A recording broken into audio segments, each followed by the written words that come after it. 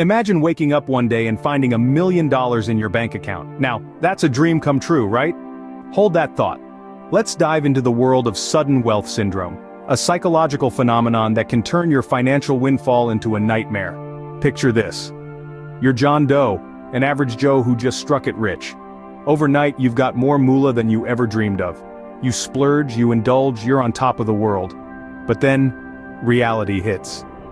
The money starts to dwindle. Friends become foes, asking for loans and favors. You're stressed, anxious, losing sleep. You've got the money, but peace of mind? That's a luxury you can't afford.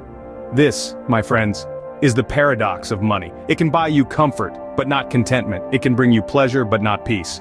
So the million-dollar question is, do you have what it takes to handle that much money?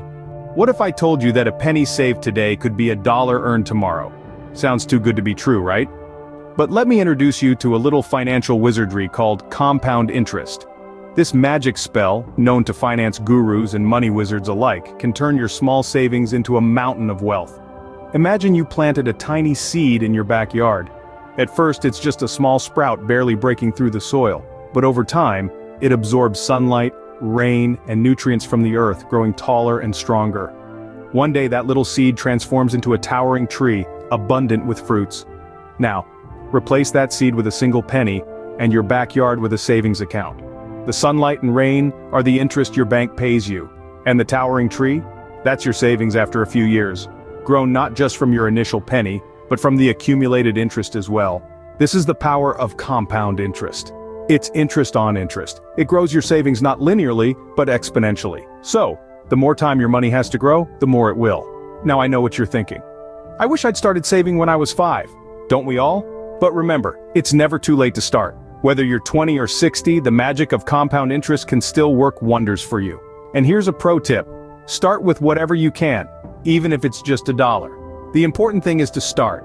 And once you do, let it sit, let it grow like that seed in your backyard. So next time you're about to buy that fancy coffee or that pair of shoes you don't really need, think about the seed. Think about how that money could grow if you saved it instead. Because remember, a penny saved today could be $1 earned tomorrow. So the next time you're about to splurge, remember the power of savings. Ever felt like you're stuck in a financial quicksand? The more you struggle, the deeper you sink? Imagine a man named John. John was living the dream. A shiny new car, the latest gadgets, vacations in exotic locales, all paid for with the magical plastic card. But one day John lost his job and the bills started piling up. Before he knew it, John was in the death grip of debt, struggling to keep his head above water. You see, debt can be like a chameleon, often disguised as a friend, offering a helping hand in times of need. It's like a sugary treat, enticing and addictive, but with a bitter aftertaste. And before you know it, you're stuck in the debt trap. A trap so cunning and deceptive, it can turn your financial dreams into nightmares. Bad debt is a sneaky villain. It creeps up on you, slowly but surely, until it's too late.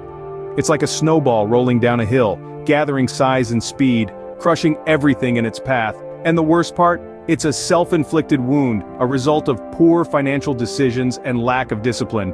The dangers of bad debt are real and far-reaching. It can lead to stress, anxiety, and even health problems. It can strain relationships and hamper your ability to invest in the future. And it can take away your financial freedom, turning you into a slave of your own desires. So, how do we escape the debt trap?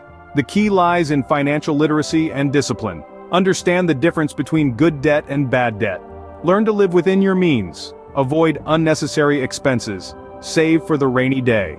And most importantly, remember that the best things in life are free. Let's take a leaf out of John's book. He managed to turn his life around, not by winning the lottery, but by making smart financial decisions. He paid off his debts, started saving, and invested wisely. Today, John is debt-free and financially secure, and so can you. It's never too late to start. It's never too late to break free from the chains of debt. Remember, not all that glitters is gold. Avoid the debt trap. Ever played Monopoly? Then you've got a taste of the investment game. Now imagine a Monopoly board, but instead of the familiar squares filled with properties like Boardwalk and Park Place, imagine it's filled with stocks, bonds, real estate, mutual funds, and other types of investments. That's right, folks, welcome to the world of investing. But don't be scared, let's break it down. So you've got your cash in hand, ready to buy properties, or rather, investments. But where do you start? The answer lies in diversification. Think about it. In Monopoly, do you ever just buy one property? No, you don't. You spread your money around buying a mix of properties to increase your chances of others landing on them. Well, in the investment game, it's the same concept. You don't want to put all your eggs in one basket, or all your money in one stock. So, you diversify your portfolio, spreading out your investments to reduce risk. But hold on, what's this risk we're talking about? Well, in Monopoly, the risk is someone going bankrupt and leaving the game. In the investment game, the risk is the potential for financial loss. And just like in Monopoly, where you strategize to minimize the risk of bankruptcy, in investing, you strategize to minimize financial loss. This is called risk management. Risk management is all about understanding the potential downsides to your investments and taking steps to mitigate them. In Monopoly, you might do this by investing in utilities or railroads, which offer a steady income without the high costs of the more expensive properties. In investing, you might do this by balancing riskier investments like stocks with safer ones like bonds or mutual funds. But don't forget, with greater risk often comes greater reward. Yes, it's a gamble, but sometimes that boardwalk property pays off big. In the investment game, riskier investments like stocks have the potential for higher returns. But remember, just like in Monopoly, it's all about balance. You wouldn't spend all your money on Boardwalk and Park Place without having some other properties or cash to fall back on. So as you move around the board, buying and trading, remember these key concepts. Diversify your investments to spread out risk. Understand the potential downsides and strategize to mitigate them. Balance risk and reward. And most importantly, just like in Monopoly, have a game plan. Know your financial goals and invest accordingly. And there you have it. The investment game is a lot like Monopoly. It's about strategy, balance, and a little bit of luck. But the stakes are higher, and the rewards can be much more significant. So, grab your top hat, your wheelbarrow, or your little dog, and get ready to play. So, ready to play the real-life Monopoly? Imagine a life where you work because you want to, not because you have to. This is the essence of financial freedom, a state of being where your assets generate enough income to cover your expenses. You are not chained to a desk, nor are you a slave to the 9-to-5 grind. Instead, you are free to pursue your passions, spend time with loved ones, or even take that round-the-world trip you've always dreamed of. Now let's bring this concept to life with a little story. Meet Jane. Jane was a high-flying corporate executive, working late nights and barely seeing her family. She was successful, yes, but was she free? Not quite. Tired of the rat race, Jane decided to take control of her financial destiny. She educated herself about investing, started saving aggressively, and made wise investment choices. Slowly but surely, her portfolio grew. One magical day, Jane realized she had reached her financial independence number. This is the amount of money you need invested to live off the returns. For Jane, this meant she no longer needed to work to pay her bills. Her investments were doing that for her. She quit her job the very next day and embarked on a new journey. Today, Jane is a successful novelist, writes when she wants, travels the world, and most importantly, spends quality time with her family. Financial freedom doesn't mean being rich or having an extravagant lifestyle. It means having enough. Enough to cover your expenses, enough to support your lifestyle, and enough to allow you to spend your time as you wish. It's about stability and security, not abundance. Remember, the journey to financial freedom is not a sprint. It's a marathon. It requires discipline, patience, and a sound financial strategy. But the rewards? They're worth every sacrifice. Financial freedom, it's not just a dream, it's a lifestyle. What's the secret to becoming wealthy? Is it luck, hard work, or something else?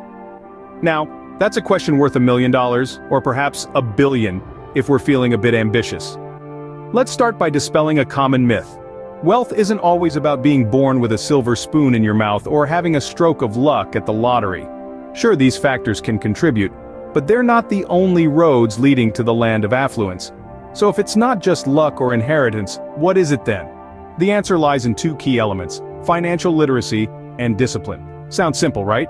Well, as with most things in life, it's easier said than done. Financial literacy isn't about being able to recite the Wall Street jargon or understanding complex economic theories. It's about grasping the basic principles of money management, understanding how to save, invest, and grow your wealth. It's about knowing the difference between assets and liabilities, understanding the power of compound interest, and recognizing the importance of diversifying your investments. Now let's talk about discipline. This is the part where many falter. Discipline in finance means sticking to a budget, living within your means, and not giving in to the temptation of instant gratification. It means being patient and consistent with your savings and investments. It means saying no to that shiny new gadget or that luxury vacation if it's not within your budget. Let's take a look at some of the wealthiest individuals in the world. Do you think Bill Gates or Warren Buffett got to where they are by splurging on every whim? Absolutely not. They're known for their frugality and disciplined approach to spending. But discipline alone isn't enough. You need to combine it with financial literacy. You need to know where to invest your money, how to manage your taxes, and how to plan for your retirement. You need to keep yourself updated with the latest financial trends and opportunities. So if you're dreaming of wealth, start by educating yourself. Read books, attend seminars, take online courses, or find a mentor. And remember, knowledge without action is futile, so apply what you learn. Start saving, start investing, and most importantly, start disciplining yourself. Now, this doesn't mean you'll become a millionaire overnight. Wealth building is a marathon, not a sprint. It takes time, patience, and a lot of trial and error. But with financial literacy and discipline, you'll be well equipped to navigate the road to wealth. And remember, the wealthiest people are not those who have the most, but those who manage what they have the best. And that's the real secret to wealth. So the next time someone asks you, what's the secret to becoming wealthy? You know what to say. The road to wealth is paved with financial literacy. So, you've learned a thing or two about money? Now what's next? The journey we've embarked on today has been a roller coaster of financial wisdom. We've delved into the paradox of money and learned that it's not just about earning, but also about managing and growing it. We've talked about the power of savings and how it can be your safety net in times of need. We've seen the pitfalls of the debt trap and how it can be a slippery slope if you're not careful. But it wasn't all doom and gloom. We've also explored the exciting world of investments and how they can be a game changer in your financial journey. We've painted a picture of financial freedom and how it's not a distant dream, but a reality that can be achieved with discipline, patience, and knowledge.